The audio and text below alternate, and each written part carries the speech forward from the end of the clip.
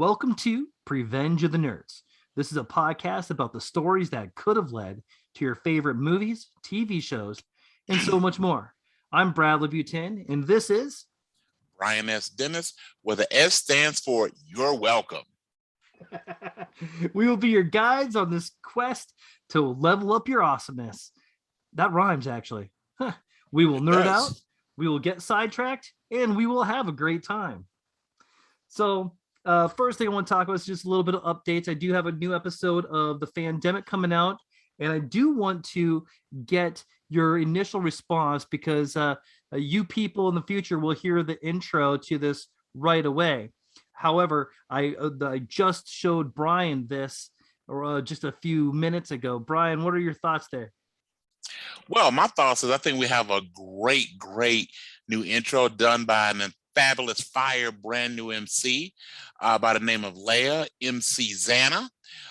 Bringing the fire like no one else. She's got the honey for you. And so we really want to hear your comments on it. But yes, your wonderful daughter Leia has shown her rapping chops with our new intro. So we definitely want to hear what people think. Not bad for a 9-year. So there's a little story that goes along with that. So I went to Fiverr and I actually had this all set to be done. Sure. Right? It was supposed to be all professionally done. So they made the beat and I'm like, yeah, I like the beat. It's reminiscence of Revenge of the Nerds. Right. And then they sent it back to me and they just had some Indian dude talking the stuff. And I'm like, this is the dumbest thing ever. I'm like, no, this is not what I ordered. So I've been fighting all day. And the composer, well, she's like, well, no, that's not what the deal was. I'm like, I'm pretty sure I said exactly what I wanted, and you could have said no. Sure. So I just said screw it. I'll take the little loss for the money. It wasn't too bad. Okay. And I'm like, you know what? If we're not going to have a professional rapper, I'm going to have a 9-year-old rapper. There you go. And we're going to go for the cute effect. There you go. We will definitely work on her rap name. And maybe we'll have her try it again. Maybe once she gets a little more comfortable. So I'm thinking for his rap name, what about Coast Stallone? I'll say it again, Coast Stallone, because she just flows. Right, she kind of floats with it. Say that without moving your head too. Yeah, right. I mean, Coast Stallone. I mean, and here's the deal. And here's the deal with Stallone Factor. Some of the Rocky, man, doesn't matter how many times you get knocked down as if you get back up. So right. I just dig it. I dig it. And, hopefully also when Leia hits her 60s, she has just miscellaneous tats everywhere that don't make any sense. Right. So there you go. So there we be. All right. All right. And I think it's be cool to see her at school just yelling Adrian for no good reason. I agree. I am thinking of making a change to the Fandemic. I think my longer interview shows have actually been better. I've been getting more downloads on those. So I think I'm going to do 2 longer Fandemic episodes a month, and then I'm going to do 2 filler episodes that we're just going to go down the rabbit hole with either you or somebody else or somebody that I've already had on there. Sure. So I'm thinking that. So the world of nerddom is very much like quicksand in The Princess Bride. The more you struggle, the more it grabs you. Then if you don't get that reference, wait till you got to watch the previous episode of the Revenge of the Nerds podcast. Right, exactly. I think all the cartoons from when we were kids made quicksand out to be a lot more common than it really is. It just seemed like it was everywhere. I remember now. I'm a kid of the 80s and the early 90s, but when I was on the weekends or my mom worked a lot, so hence I'm a nerd. I would read comics and watch cartoons. I think it was the beginning years of the FX network. They had all the old superhero shows from the 70s. So they had the original Wonder Woman with Linda Carter. By the way, what a way to kickstart your puberty. So if you have not seen Wonder Woman 1984, spoilers, so don't listen if you don't want to hear it. It is the only redeeming factor in that movie. Agree. It is the only redeeming factor in that movie. They could have done so much better about both Wonder Woman and Cheetah. That being said, I remember it seemed like every third or fourth episode there was quicksand. The A-Team which is usually like in urban areas. I think Mr. T Yeah. literally said, "I pity the fool that gets caught in quicksand."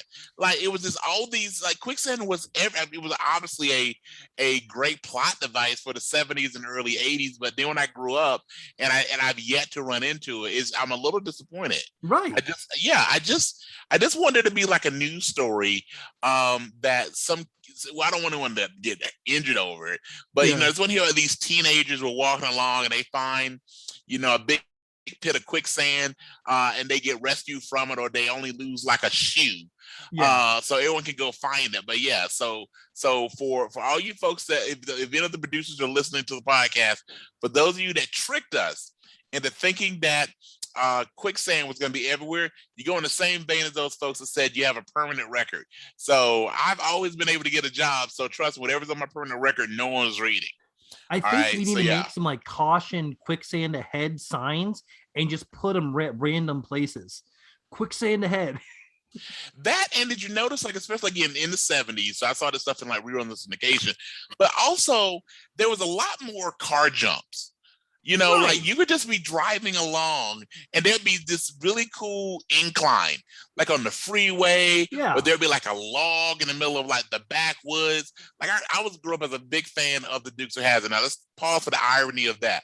A brother from Georgia was a big fan of a show that featured a car with a Confederate flag on it, named the General Lee.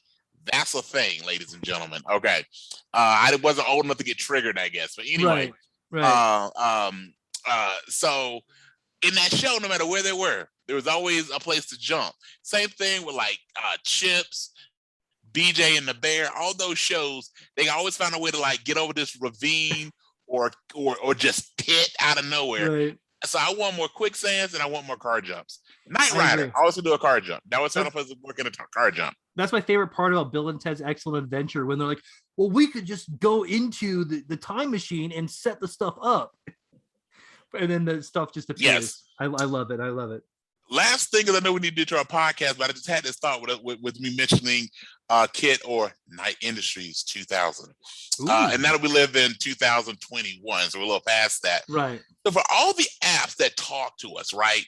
So our GPS, Alexa, all these things, Bixby, all these things that talk to us, why has no one, and I forget the actor who played KITT, but why has no one, I believe he was like the evil doctor on St. Elsewhere, but I can't think of his name right now. If he's still with us, why has no one found this actor and go, you need to be the voice of our software? I don't know. Yes, my Alexa can sound like Samuel L. Jackson. Right. But I need more. I need two voices in my Alexa app. I need KITT and I need Mike Tyson. That's what I need. I need the Mike Tyson that I can't understand the thing that Alexa said, but because she sounds like Tyson, I want that app. So again, if you work at Amazon and you're hearing this podcast, you need to write the code to get us a Mike Tyson and a KITT application through the Alexa. Is it Edward Mulvier or something like that? I want to say his first name was Edward, but I don't know if that's the last name. Is that what's pulling up? Yeah, well, it says Devon Miles. It's not KITT's not coming up, but I should know this too. I don't think he's around. That's fine. That's fine. Well, somebody will tell us in the comments. But William Daniels. There we go. And again, he was the evil doctor. At least he was a stern doctor on St. Elsewhere, and he is still with us. Wow. He is 94 years young. So what's the what's the budget on the Revenge of the Nerds? He lives in Brooklyn. So what would it take for us to get him? I think we need to reach. I'm sure he's got a fan club or someplace. Oh yeah. So he's got a website, WilliamDanielsActor.com. We need to go on a quest to get William Daniels, the voice of KITT, as well as he was Doctor, and I can't remember the doctor's name, but he was on St. Elsewhere. He needs to be our first celebrity guest on the podcast. We got to make this happen. I agree, and I think he might be doing those cameo things where you could just pay him to do a line as KITT. I'm definitely going to look into that because that is awesome. And again, I appreciate anyone, which again makes us really want to know how the rest of living our lives when William Daniels and Betty White are still with us, you know. That gives us hope for humanity. It does. I think that's going to happen is in the future, it will just be William Daniels and Betty White, and they will With give Keith birth to Richards. yes, and they will give birth. Well, not Right. Keith, because Keith would just be over drinking or doing other miscellaneous adventures. But I think I think William Daniels and Betty White will birth the next evolution of humanity, where we'll still age like normal human beings, but we won't ever die. So we'll be 1,000 years old and just piles of sand yelling at each other, which I'm okay with that. Right. Yeah, I agree with you. So, Brian. Yes, sir. Will you please empty your stolen ketchup packets and tell me what is new with you, my friend? What is new with me is I have been just on pins and needles and excited for this week's podcast. So for those who don't know, Brad and I have been friends for quite a few years, and I got to hop on the Fandemic podcast. So if you're not checking that out, please make sure you do. And this kind of came as two bros go, you know, it'd be a good idea. And this is the world of open media where we go, you know what? Let's do a podcast. So last week, and I know maybe not said I was super nervous, and it went, I think, really, really well. We got to talk about our perfect movie, The Princess Bride. And in the 7 days since, I've just been super jazzed. I go, I can't wait to do this again. So beyond that, typical living life, working, doing all the things, and you know, planning on, for all some folks that don't know me, I'm a huge fan of making risotto. So plotting my risotto adventures this weekend. So I got the risotto recipe going in the back of the head. So awesome. We're doing those things. Yes, sir. What about yourself? Pretty uneventful, actually. I'm out of my big boot, so I have some, I can walk a little bit. Yes. Yep. So I actually went back to Taekwondo on Monday. That was fun. Other than that, man, just hanging out with the kids. And my oldest is back from Seattle. She showed up today. Nice. She's going to a Harry Styles concert in Minnesota, and then she flies back to Seattle this weekend. So yeah, I didn't think she was swinging by the house today. Okay. And so I was working, and all of a sudden the ring was going off, and I'm like, sure. That's my kid that I haven't seen in a month. So I like hurried up and logged out, and I got up and I got a big hug. So that kind of made my day. I mean, because nothing got to warm the depths of your heart, knowing that that you ranked in your daughter's mind before Harry Styles. I mean, that's gotta be up there. And quick question, not sure you got the boot off. When you injured yourself, was there any part of you that went, I guess they swept the leg? You know, was there any, did you hear crease in the back of your head? You know, mercies for the weak. I really should have, especially because I just rewatched all of the Cobra Kai a few weeks ago. Beautiful. It's a fantastic series. Now I am still working on my total rewatch of Star Wars. Okay. All right. I am on the final episode of Rebels right now. Okay. And then I move on to so I'll get that done tonight. Sure. And then I'm gonna move on. Then tomorrow, well, I'll probably wait till the weekend, and then I'll hit up Rogue One. I want to make that in one setting. So yes. So with a future podcast, we've got to go down our favorite Star Wars characters. I love Star Wars. I think you're a little deeper in it than I am, but definitely favorite Star Wars characters as well as favorite movies.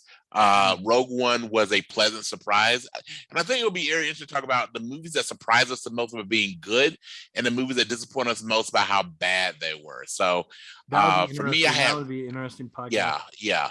So I'll go ahead and hedge my bets. The one that disappointed me the most was Solo. I was so excited. I love Donald Glover or Childish Gambino, and I think he himself did a good job as Lando, but Solo as a total movie and Solo with the other characters, the chemistry just didn't click. Like it seemed like they had all the parts there, and it just didn't click. So yeah, I mean, Solo should have been a TV series. Yes, and I've said that about Solo and the Fantastic Four. Right, we'll be better off as series. Yes, yeah, because Solo, like they made it sound like everything that Han did that was important in his entire life, he did in the span of like a day. Yes. the Kessel Run, Yes. meeting Yes. Chewie. I mean, Yes. like Yes. everything that defined the character he did in the Right. span of one movie, Right. you know. And I mean, like, I liked the actor that they got to play Han, Sure. you know. You can see him as a young Harrison Ford. Yeah, you could. Yeah, Yeah. Kira is in the current in the current Star Wars comics. They're doing this thing called War of the Bounty Hunters, Okay. and it is about when Boba Fett takes Hmm. Han after the events of Empire Strikes Back. Okay. All right, and he's on his way. He's so there's a lot of time that goes between Empire and Return of the Jedi. I think it's like Sure. Sure. it's like four years or something like, Sure. I can't remember off the top of my head. But anyway, somebody steals Han from Boba Fett, and so Mm-hmm. this whole event is about that, and Nice. how Han ends up at Jabba's palace, and Got the you. setup to Return of the Jedi. You ever wonder when they thought him out from the carbonite, did it itch? If that's been affixed to your body for anywhere from 4 to 6 years, that's got to be on some type of rash. Like there's got to be a little eczema going on. You need some aloe. It just seems like it wouldn't just settle. Yes. And as always, the most baller line in the history of nerdom. I know. Something so I simple know. and Yes. so awesome. But you got to deliver like Harrison Ford, and very few of yeah. us have that skill set. Right. Have that skill set. Absolutely. I mean, his swag hash awesomeness levels are Yes. very high, and it is something Yes. that every bearded man should try to obtain to, because not all men that don't have beards can get that awesome. Not to mention, he was able to pull Ally McBeal at a point in time that most men his age are calling women her age mommy. So Right? that right there is super duper important. And I never will forget. We'll never get to our subject matter tonight. But I never will forget. It was two quick stories. Yeah. One of them by Harrison Ford, one of the Jason Harrison Ford. So one of them was he was doing an interview with Oprah Winfrey, and it was shortly after him and Calista Flockhart, who played Ally McBeal. If you're not familiar with who she is or what that show is, which was not a bad show. Anyway, it had a little too much dancing baby for me, but whatever. They asked him. Oprah asked him what was his favorite thing in his accomplishment. He didn't say anything related to acting. He had just gotten his pilot's license, and he goes, his pilot's license, and she goes, what about you do you think attracts women the most? And all he did was turn his head. He had his ear pierced, and he flicked the earring at Oprah. He didn't say a word. He just like pointed the earring, and it was just so smooth. And at that moment, you could hear Oprah go, "Stedman who?" Like Harrison Ford is the man. Secondarily, there was an interview with Samuel Jackson, and I think he was on The View, but I could be wrong. But Samuel Jackson was doing this, and again, as always, the L stands for motherfucker. Yeah. And he was doing the interview, and someone brought up the fact that when you do the combined earnings of actors, when you control for inflation of which actors' movies have made the most money, it switches fairly regularly between Harrison Ford and Samuel Jackson. Samuel Jackson's made a bunch of movies, and Harrison Ford has been a part of Star Wars and Indiana Jones, all these, even now, 20, 30 years past it in the theaters that are in syndication, and so all these that continually generate money. And it was shortly after the first trailer, to give you context of time. It was shortly just after the first trailer for episode 7 came out. And if you know that trailer, it ends with Han and Chewie sitting in the Millennium Falcon. And Samuel Jackson goes, when he saw that, he yelled MFer, because he just knew now that he's in the new Star Wars movies, his number one spot, because he was in number one spot due to due to the Marvel movies. Right. So now that we have the re-release of Star Wars and now he's in a new series, because they kept that fairly hush, he can see him going, I'm back in number 2. I just know it. I know I'm going to be back in number 2. So I just think it's awesome to see those actors compete. And last thing is this. Have you ever wondered, for all these years, we watched all these Star Wars movies and we hear Han communicating through Chewie. You ever think Han's just making it up? Oh, yeah. Oh, like, yeah. You ever think Chewie's like, that's not what I said. Right. And Chewie just goes with it. Yeah, he's just, whatever. Okay, I'm full of fur. I look like Cousin It. Right. Just whatever. Way more awesome. Way more awesome. Yeah, just whatever. Yeah, you know, Chewie was like some Rhodes Scholar, and Han is just going yes, no, and grunt. So yeah, absolutely. Man, I saw a meme or something like that.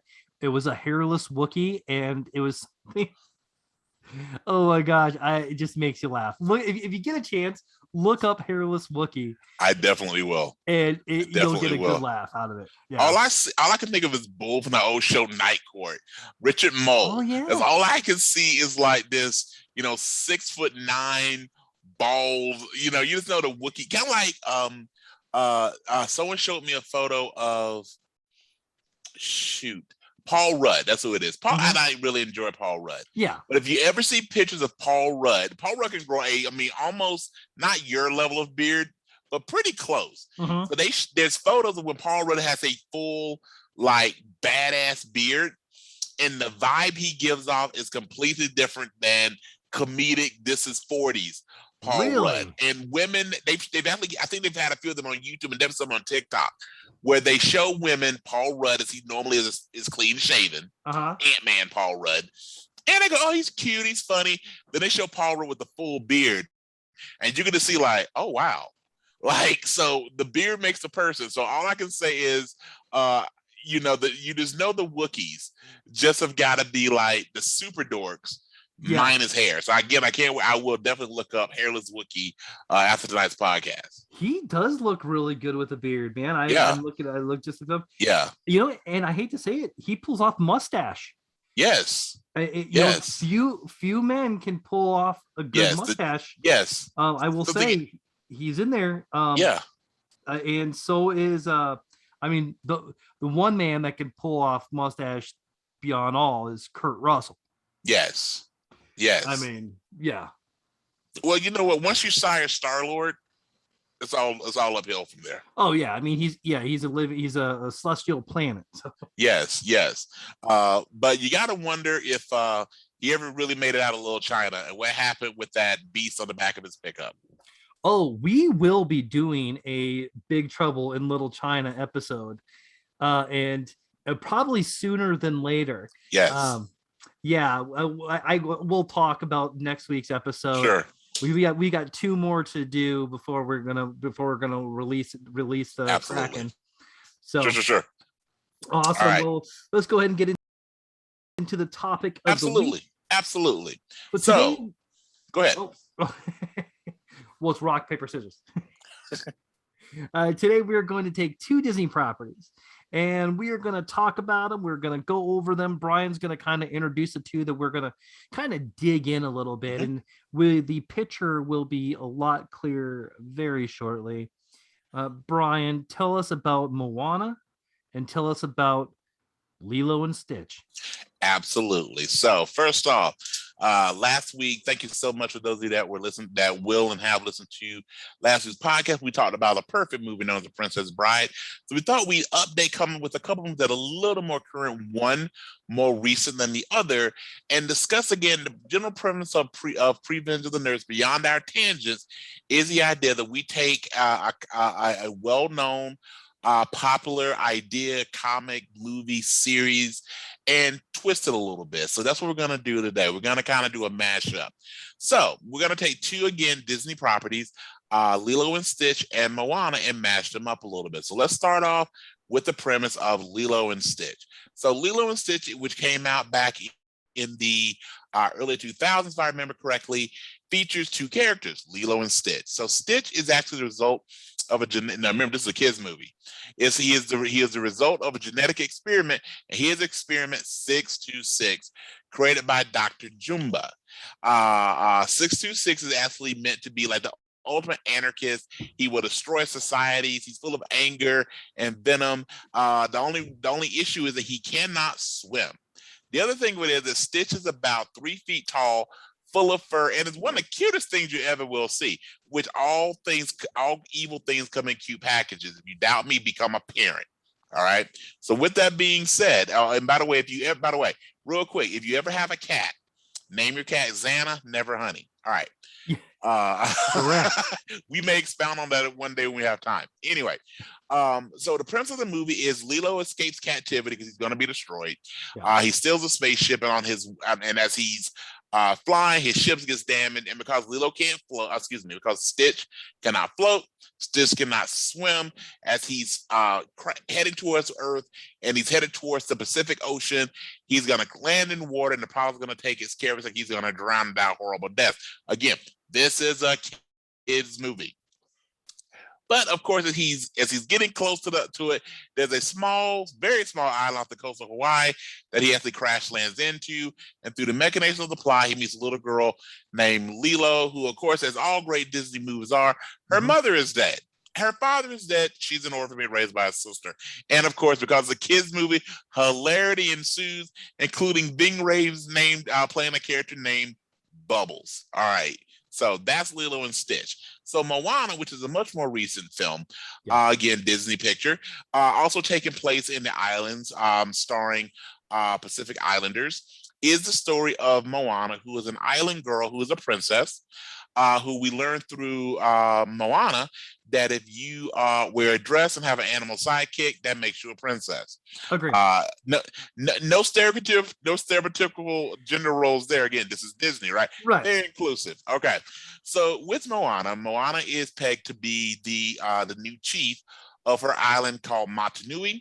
And what her job, and so she really, both of these have really good music. We get a Winona Judd song remaking Elvis and Lilo and Stitch, and Moana is a musical. They're singing throughout it. Welcome. You're welcome. There you go. All right. Remember, Brian S. Dennis stands for you're welcome.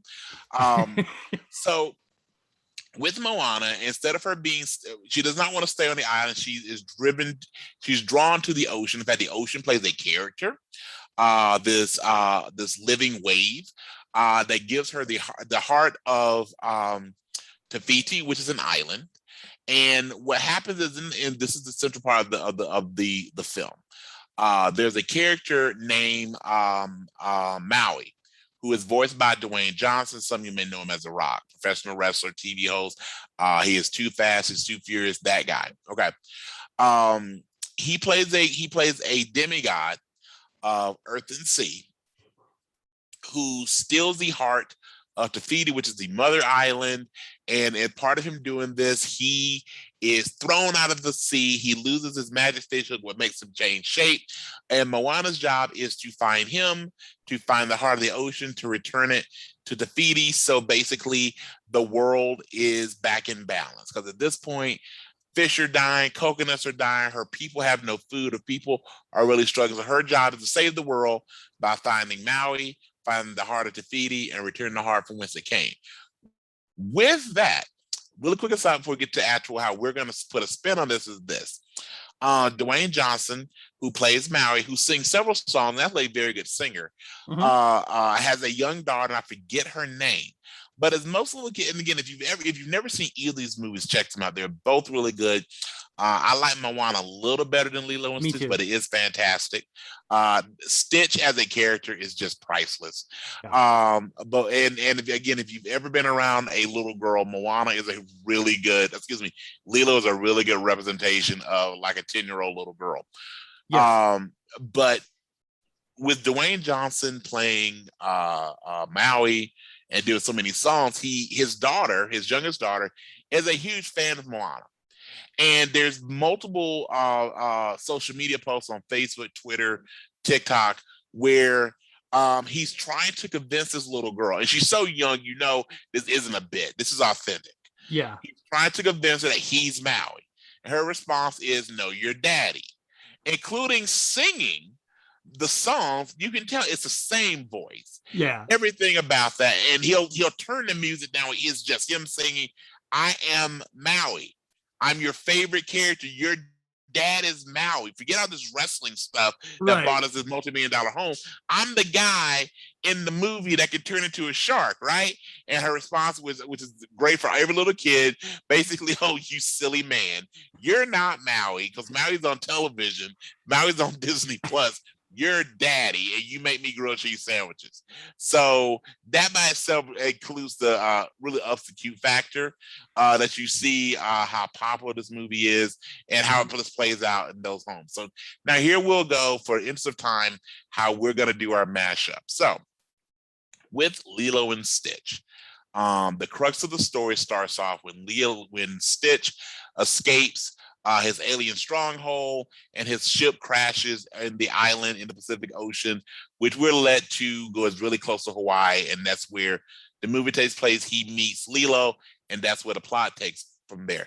And our version of this, on Stitch's way to Earth, and he encounters a wormhole because, again, in science fiction, there's always the aspect of time travel. So Moana takes place pre Hawaii really being a place. Motunui is the name of the island that they're on. So in this one, Stitch is transported however far back it takes to get to the storyline and plot line of Moana. And instead of it being Lilo and Stitch, it becomes Lilo and Moana and Stitch and Moana, Moana and Stitch. And it is Moana and Stitch's adventures to, again, find the heart of the ocean, found Maui, and put the heart of the ocean back. So that's where we're going to take it tonight for a little bit, is the adventures of Moana and Stitch. I dig this. I think that's awesome.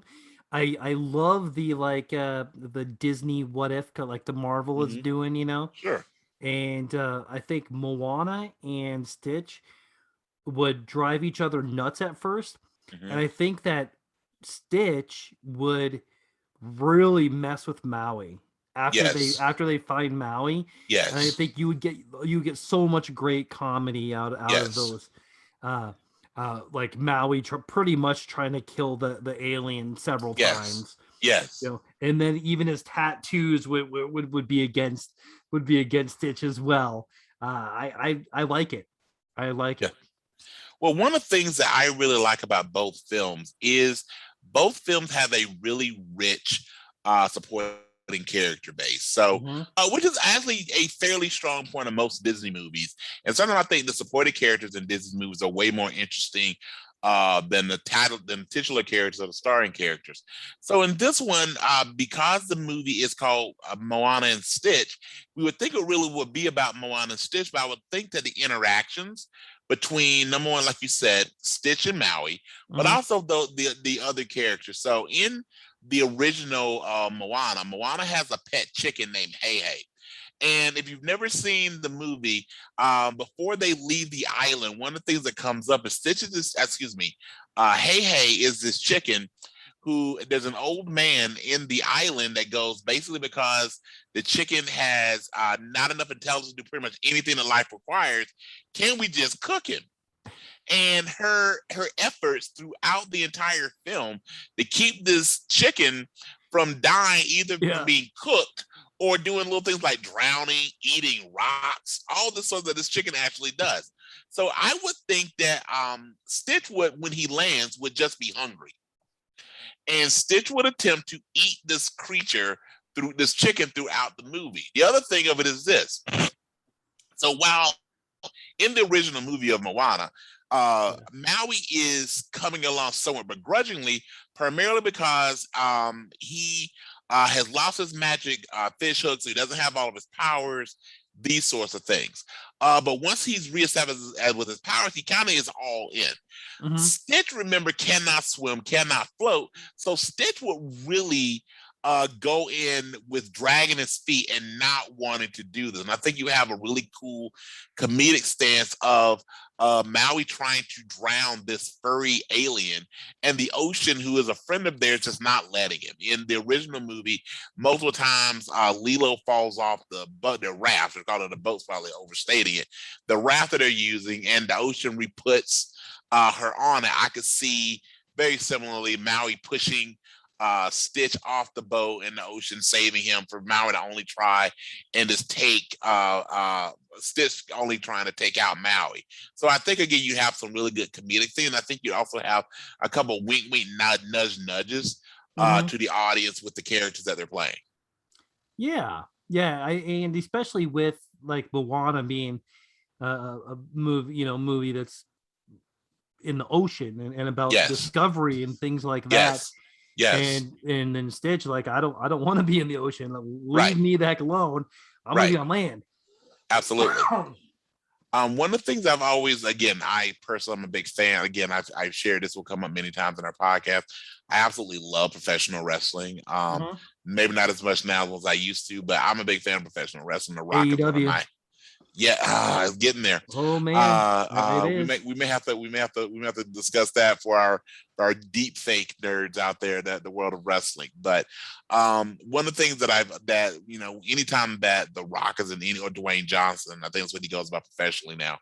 Anytime he's in something, there's some level of physicality in what he does, whether it's the Fast and the Furious movies, whether it's San Andreas, or all these movies that he plays in. By the way, so part of me goes, we've got to have some type of somewhat fight between him and Stitch. Maui is stuck on an island because Maui also does not float. In fact, that's part of the song. You're welcome, that Maui can do anything but float. So I could see them having a la Shrek, an impromptu wrestling match where all of a sudden they string ropes from the coconut trees, and now you've got this squared circle where they go, and you maybe see the Maui character doing some of the Rock's repertoire. I also think, again, to bring a bit of the real world into the world of this movie, and again, a wink, wink, nudge, nudge to the adults and the parents in the audience, would be if you've ever seen anything where The Rock and Kevin Hart are in the same place at the same time, whether it's been the two Jumanji movies. Hopefully we get a third. Will it be the fourth Jumanji movie? They're doing two more. Two more. Fantastic. Yeah, two more have been greenlit. Yeah. Fantastic. I know the pandemic had impacted that. And also Central Intelligence, where you just get to see this huge, again, he's probably 6'7", probably 280 pounds of pure muscle in Dwayne Johnson. And a guy, have you ever seen Kevin Hart in movies where he takes his shirt off, whatever? He's basically one big muscle. He's just about 5'5".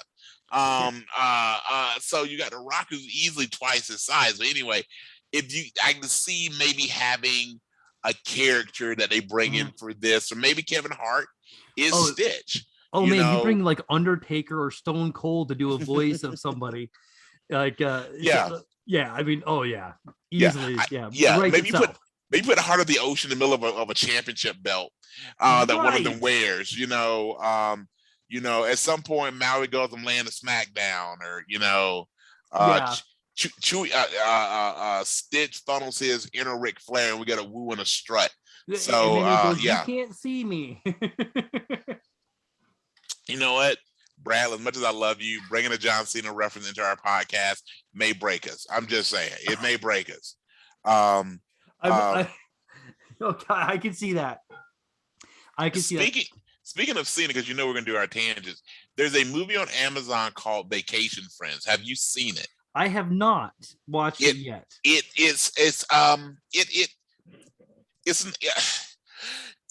Pardon me. It has its moments. Okay. It also stars a gentleman named Lil Rel Howery, who is very funny.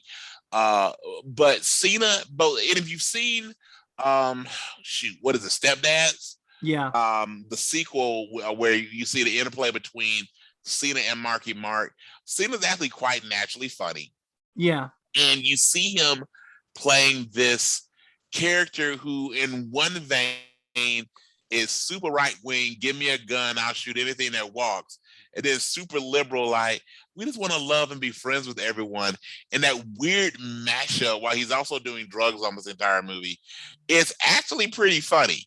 So he definitely has his moments. But if we're going to the world of professional wrestling just for a second, I know we've lost half our audience. It is choreographed, never fake, choreographed. He's not bad. Again, he has his moments. I think he was in was it the latest Fast and the Furious movie or something that I didn't get a chance to watch? Yeah, But I haven't watched it yet either. But yes. he plays Vin Diesel's long lost brother. Huh. Yes, Cena is Vin Diesel's brother, and because Vin Diesel's all about family, and it took us Yeah. 9 movies to get to a brother that Yeah, you that he know never mentions. Okay. family Uh first, I yeah. guess. So I get to see those two that's going hard at the gym. Like, okay, like Yeah, whatever you can do, I can do better. I will say Um, Cena was good in the Suicide Squad. yes. I Yes, he was will very say, good as Peacemaker. Yes, he was. yeah. I mean, and I mean, he's getting his own show. He's getting the Yep. Peacemaker show. Yeah. So we'll see how that is. But I what were your thoughts on Idris Elba as shoot, why am I forgetting? Was it Bloodsport, Bloodsport? Thank you. What were your thoughts on that? loved it. Oh my Yes. gosh. I think a part of it is that I didn't know a lot about the character. Sure. They did a great job of taking out Harley Quinn. Mm-hmm. They did a good job of picking characters that were really lesser known. They did a great Yeah. job with that. In any time you can make a movie, especially when they have Harley Quinn and they didn't make it about her. Yes. Thank you. And Yes. they made us care about King Shark and Yes. and Polka Dot Man.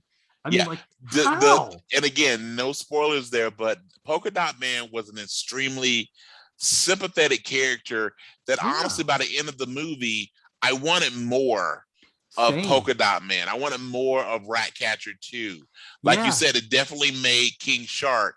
And again, Stallone and speaking of Vin Diesel, Stallone and Vin Diesel could probably make a mint showing actors how to use either one or no words to up your acting chops. So no um, more than 3 words. yes, Adrian yes. and I am Groot.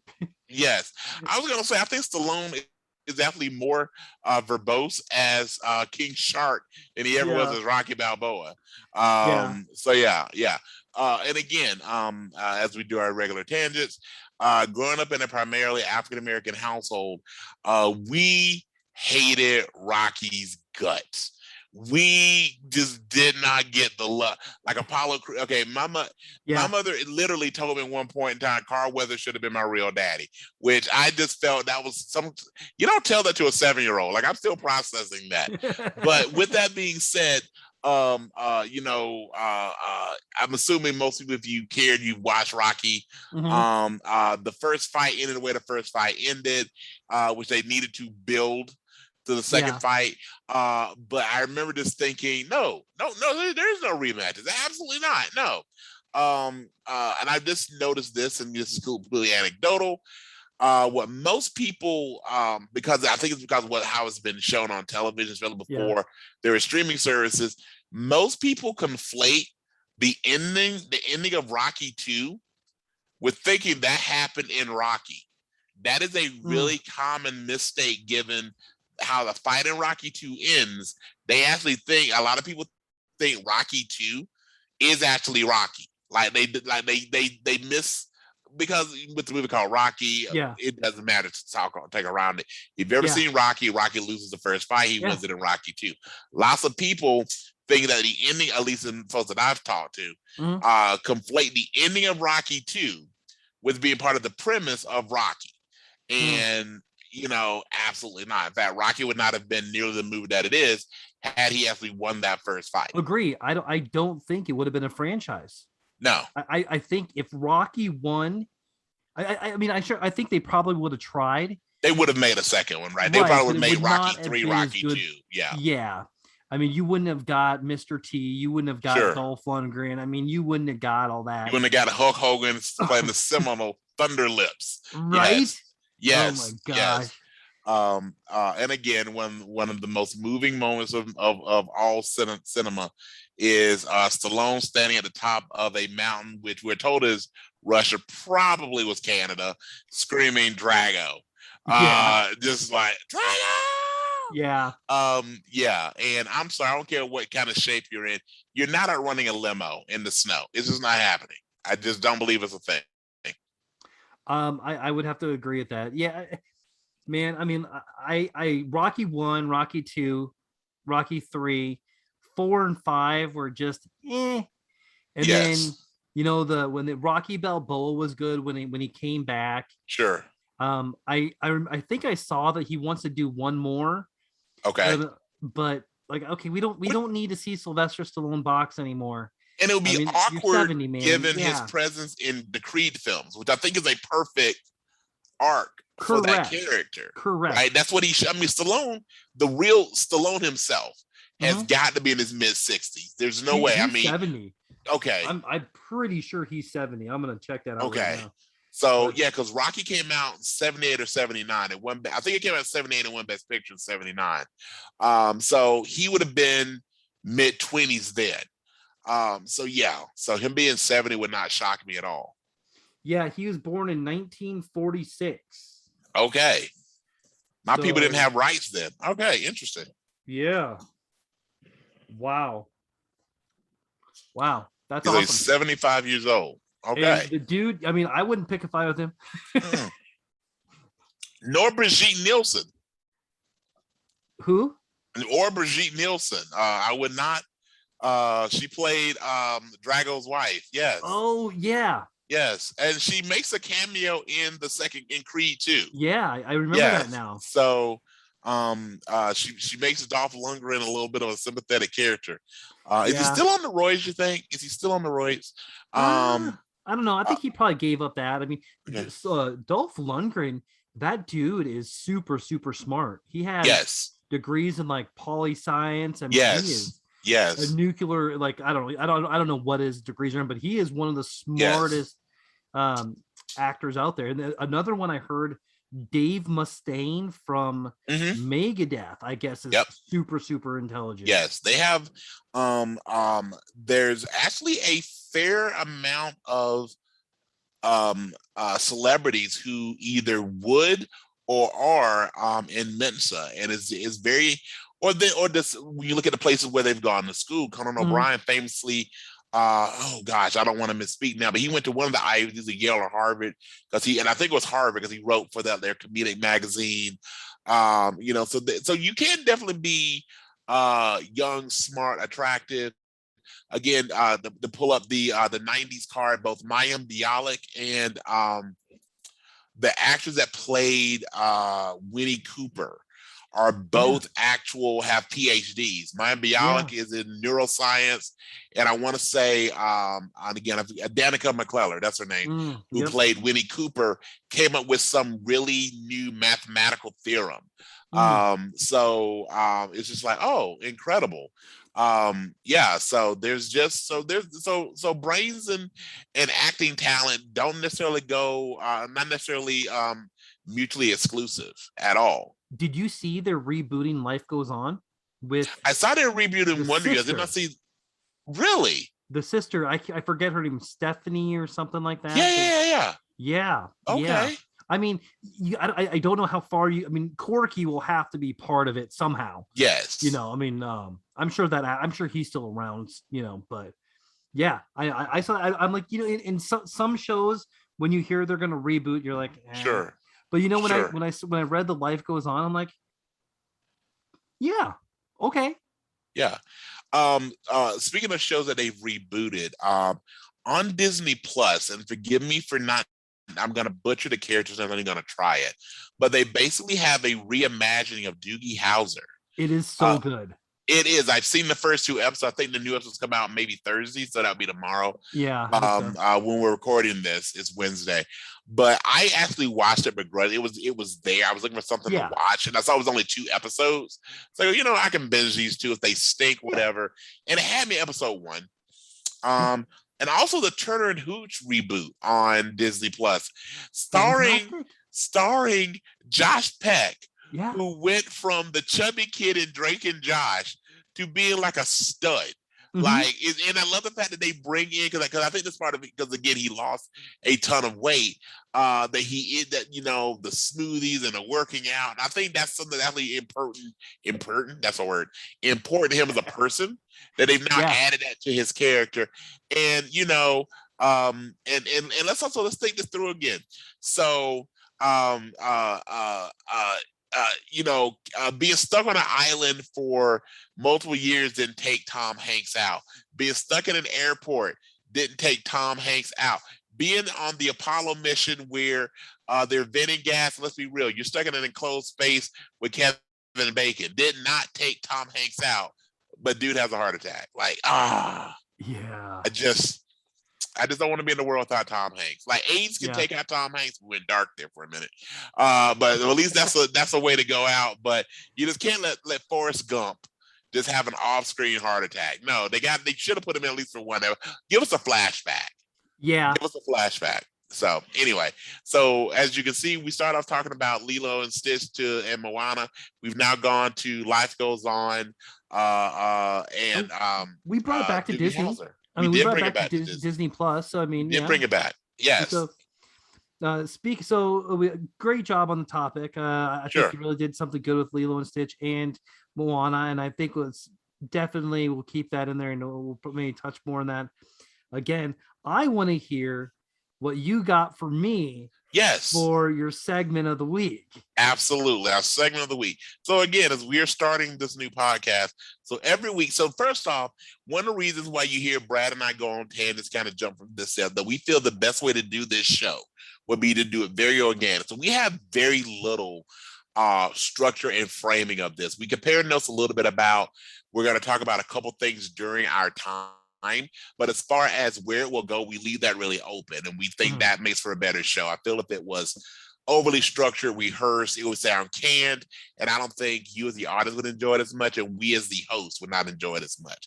So with that same vein, we each have our segment of the week where we come up with something in the world of nerddom where we're going to talk about a premise, a character, an event, something through a lens, and we'll talk about that here in a second, and see if the other person can figure it out. So the one I'm doing this week is, can you guess the character's dating profile? Ooh, okay. Yes. So before I get into this, I want to be fair. Okay. So for you to get this right, if you can get the character's name, fantastic.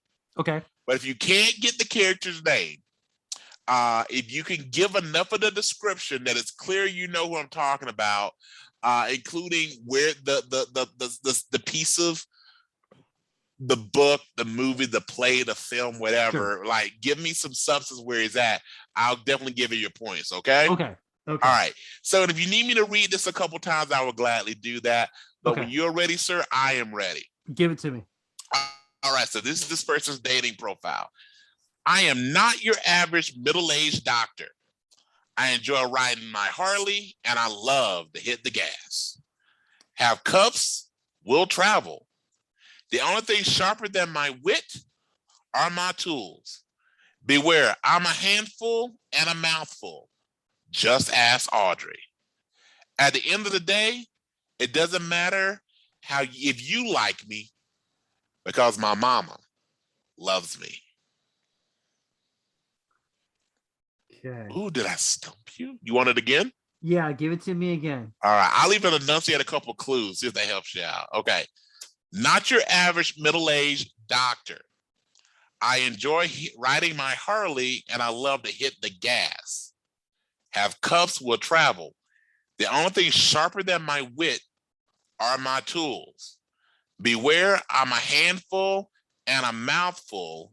Just ask Audrey. At the end of the day, it doesn't matter if you like me, as long as my mama loves me. Okay, so let's go through some processes here. So the Harley. So I'm starting to think about a doctor who drives a Harley. That's the first clue. And I figure if I can boil it down from there. So then we're gonna look into I'm gonna start off by looking in the Marvel movies, and nothing is jumping out at me. I give you a hint. It has nothing to do with Marvel. Okay. It's a very popular movie. I give you a couple of hints. Okay. Very popular movie. Okay. That is also a play. Pardon me. It's a very popular movie that was also a play, but most people have seen the movie version of it. It is a musical. Okay.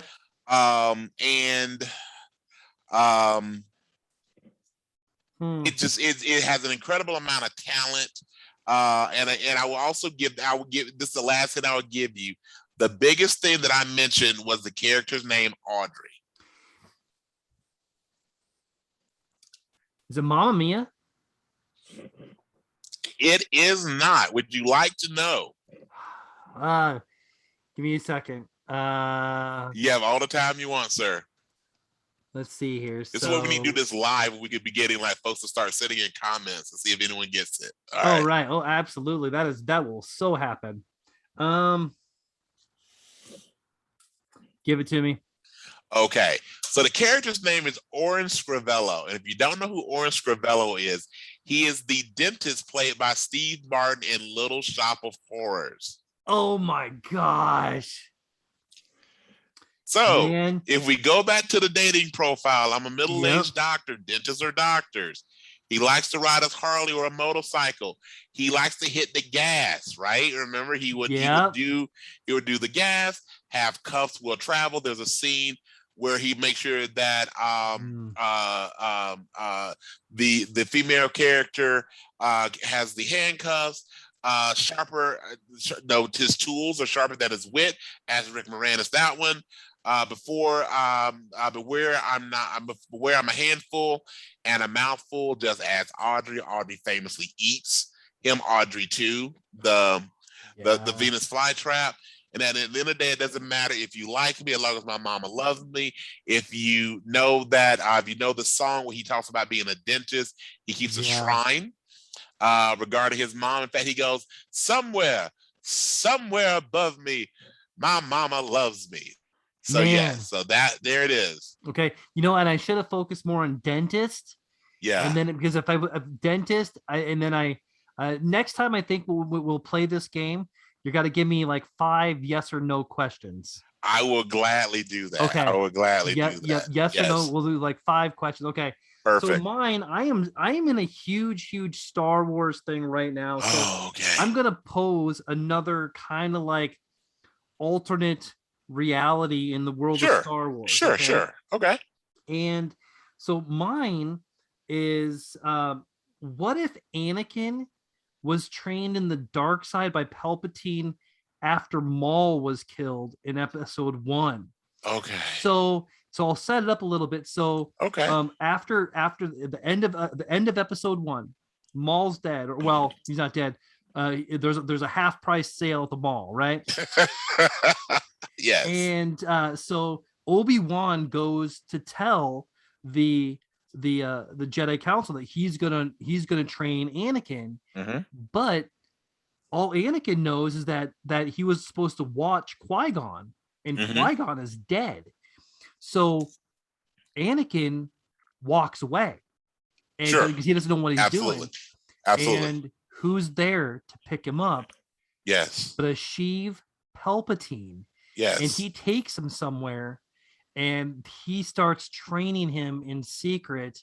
Sure. In the dark side of the Force. Sure. So then in episode 2, Ewan McGregor, he's still, you're trying to get Yoda to agree. They finally do, but now Anakin is nowhere to be found.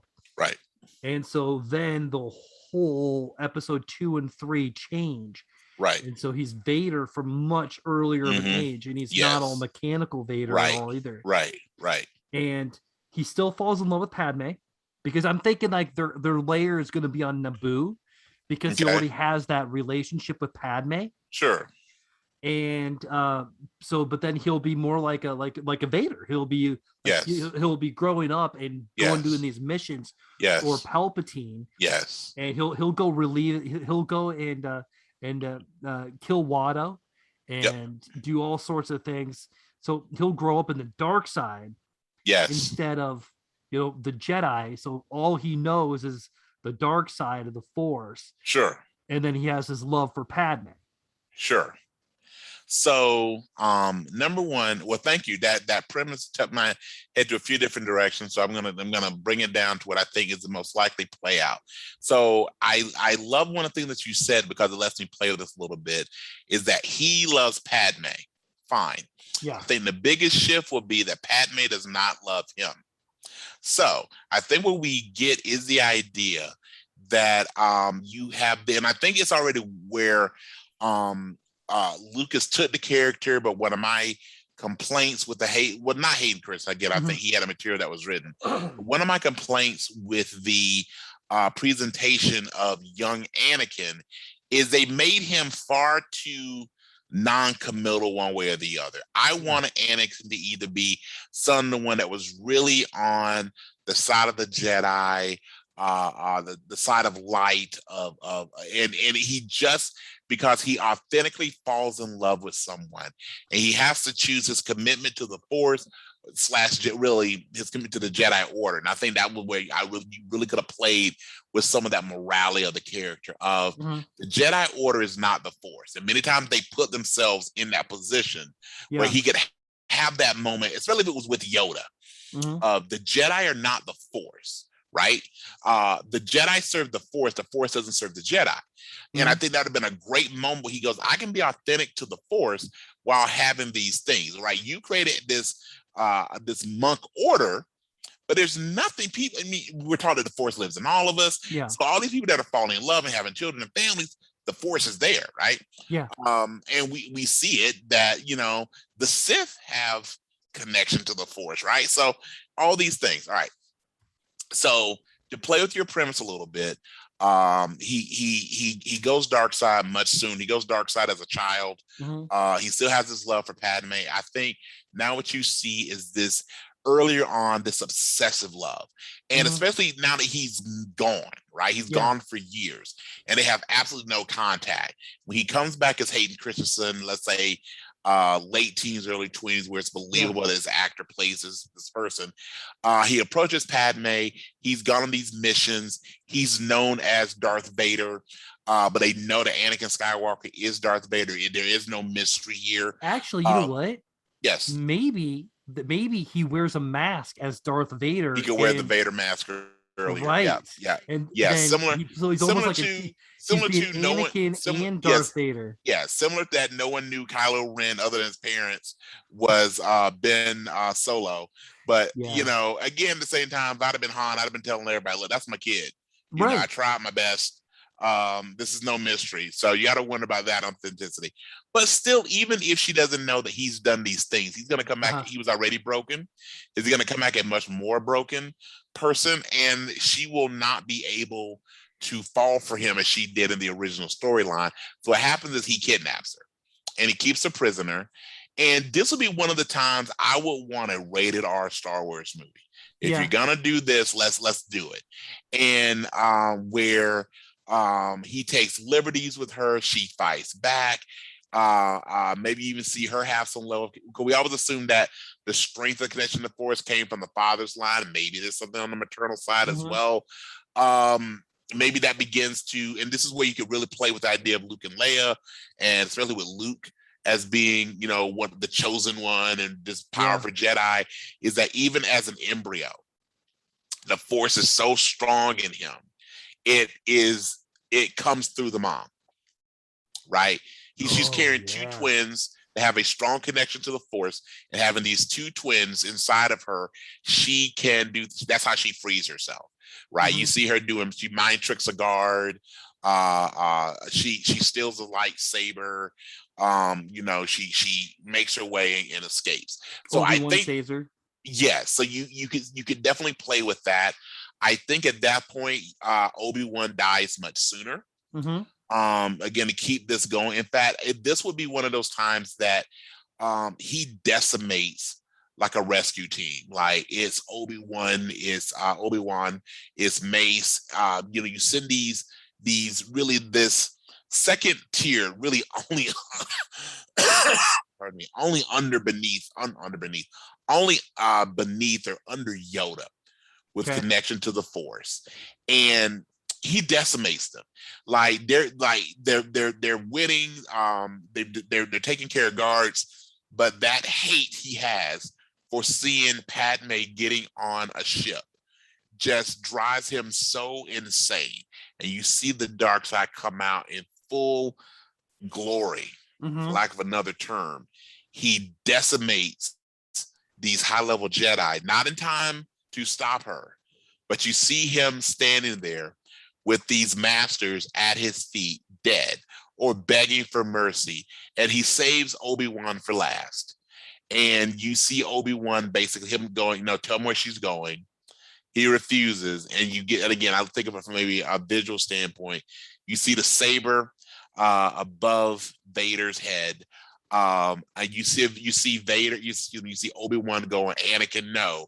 And he goes something versus, there is no Anakin, there's only Vader. And boom. And he thrusts down. That's the end of the shot from there. And you just see Padme on a ship heading for safety. I think that would be a phenomenal way to take that.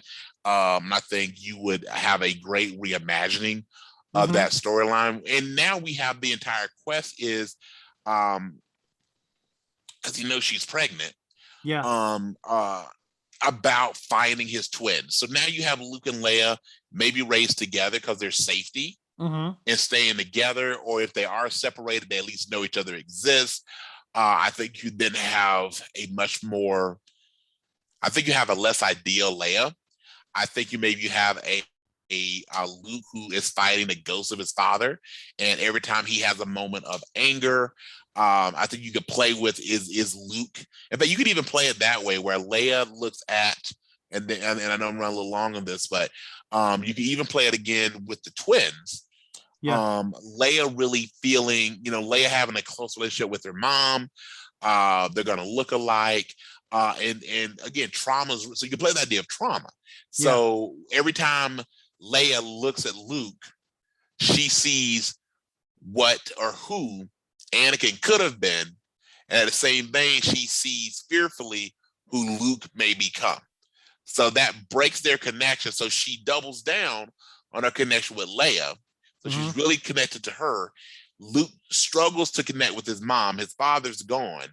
And there is that will or won't Luke go to the dark side. So now the redemption story is less about saving Vader or saving Anakin, but more about preventing Luke from turning dark. And I think that would be a great. Lives. Yes. And just to piggyback on your story a little bit, I would see that Padme takes the kids and hides them from Darth Vader, Luke or Anakin, and that the only two Jedi that are left are Yoda, because Yoda would have to be a place. Absolutely. And Mace Windu. Yes. Because Mace already has that dark side ability in him. So I would see like a Mace Windu come in and work with Luke. Yes. I like that. I really like that. And I think that was one of the things that, I get that you have to, and this happens, I get you have to make episodes, because when you start with episodes 4, 5, and 6, so you're starting the movie series in the middle, right? You're telling the stories from the middle, then you go back to the beginning. So you have to have episodes 1 through 3 end up where episode 4 begins, right? But one of the things that I felt was kind of lacking, because when you have a character with the acting chops of Samuel Jackson, we have a character that had such potential for richness as you have with Mace Windu.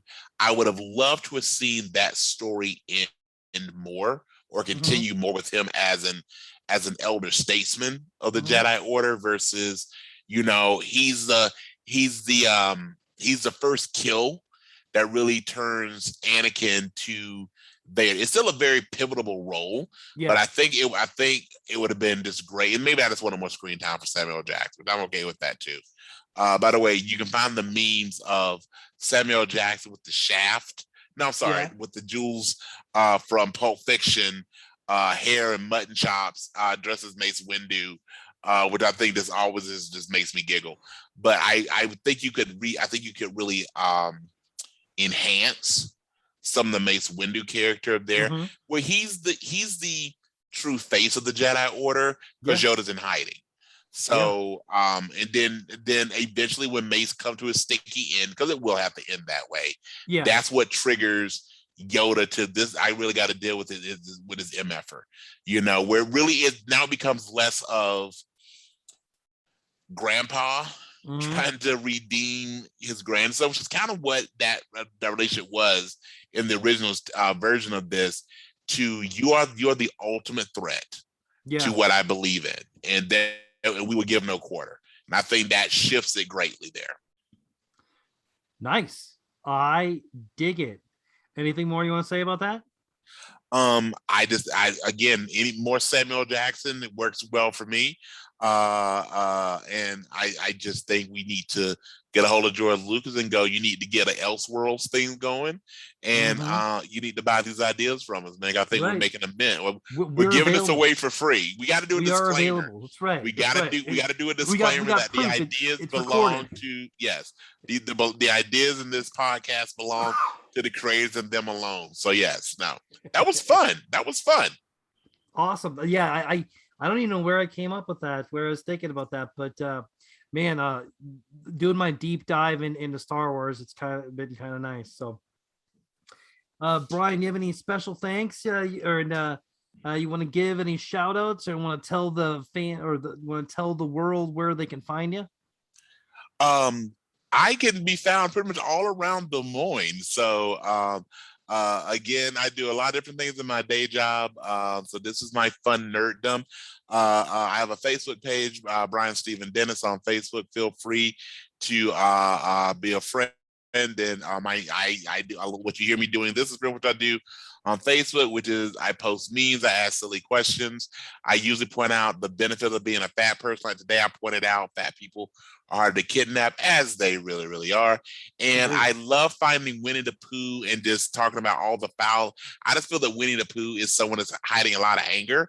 And I just think, so I do my best to find examples of Winnie the Pooh choosing violence. So thank you again. Every time we get to do this, Bradley, as a buddy, as a friend, this is the highlight of my week, and I really enjoy it, sir. Awesome. Well, I appreciate it. So you can tweet me at Fandemic3, or message me on Facebook at The Fandemic. We do have a Revenge of the Nerds Facebook page. I haven't put a lot of work into it, so more to come on that. Absolutely. We do have more episodes coming. If you want to catch me, you can check out my podcast, The Fandemic. Brian will be on there again. We're going to do a launch episode before I release everything. We're going to cover Batman, The Long Halloween, which will be perfect in for the month of October. If you would like to help me out with a one-time or monthly donation, you could do so at patreon.com/fandemic. Now, when you're in there, make sure that you put PVOTN on there, so I know that you're coming from this page or from this show. I have 3 tiers of awesomeness. I got a basic tier where you'll have an opportunity to take part in a monthly Patreon Zoom call, and myself will be in there. Brian will have an open invitation in there as well. Absolutely. That will be a bonus episode of The Fandemic, and possibly for a Revenge of the Nerds. You'll also get a chance to get some special Kaylee's cookies. I'm going to do a cookie contest every quarter for 12 nerdy cookies. So at tier 1, you get 1 shot. At tier 2, you get everything from tier 1 and you get 2 shots. And at tier 3, guess what? You're a guest host of The Fandemic. Yes, sir. So come in, hang out with us, and have a good time. All right, Brian, ready to close her up? We are. And again, thank you for each and every one of you for listening. And for Bradley and myself, just want to remind you to always level up your awesomeness. And remember that no matter what happens, no one is more awesome than you. Amen.